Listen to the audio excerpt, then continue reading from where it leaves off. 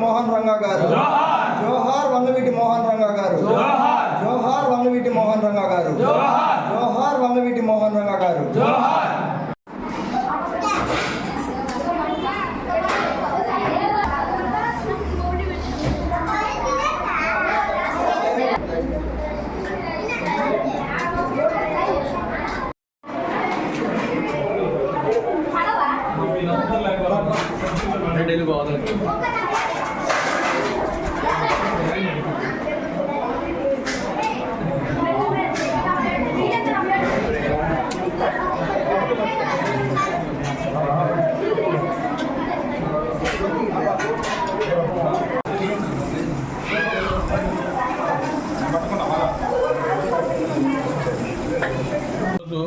పెద్దలు స్వర్గీయ వంగవీటి మోహన్ రంగా గారి జయంతి సందర్భంగా నెల్లూరు టౌన్లోని గీతామయ్యి బాలభవన్ నందు అన్నదాన కార్యక్రమం చేస్తున్నాము.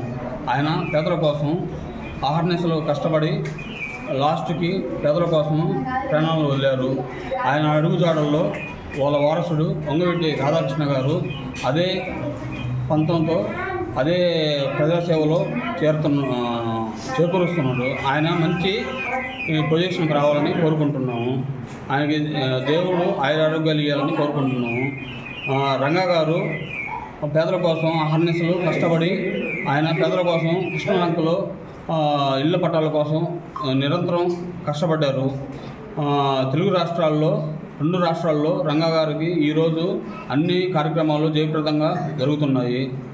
ఈరోజు అందరూ అన్ని కార్యక్రమాలు చేస్తున్నారు. ఆశాజ్యోతి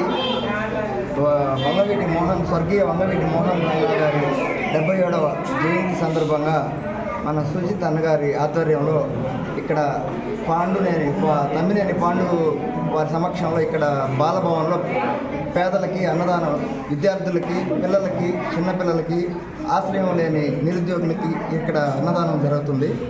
ఈ విధంగా ప్రతి సంవత్సరం ఆయన జయంతిని మేమెంతో కన్నుల పండుగ చేసుకుంటున్నాము. అలాగే వాళ్ళ కుమారుడు రాధా గారి ఆధ్వర్యంలో మేము ముందుకు పోతూ పలు సేవా కార్యక్రమాలు చేసుకునే దానికి గర్వపడుతున్నాం.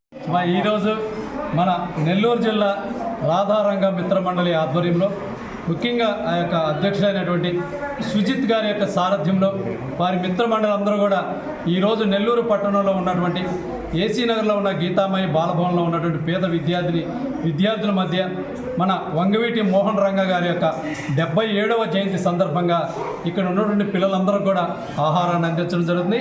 మరి వంగవీటి మోహన్ రంగా గారు మరి ఈనాటి యువతకి తెలియకపోయినా మరి అంతకు ముందున్న వారందరికీ ప్రతి ఒక్కరికి కూడా ఈ ఉమ్మడి తెలుగు రాష్ట్రాల్లో రంగా అంటే ఏంటో ప్రతి ఒక్కరికి కూడా తెలుసు. ఎందుకంటే ప్రతి పేదవాడి గుండె చప్పుడు ఉన్నటువంటి వ్యక్తి మన వంగవీటి మోహన్ రంగా గారు. మరి అతని యొక్క 77వ జయంతిని ఈరోజు ఉమ్మడి తెలుగు రాష్ట్రాల్లో ఎంతో ఘనంగా అభిమానంతో జరుపుకుంటూ ఉన్నారు.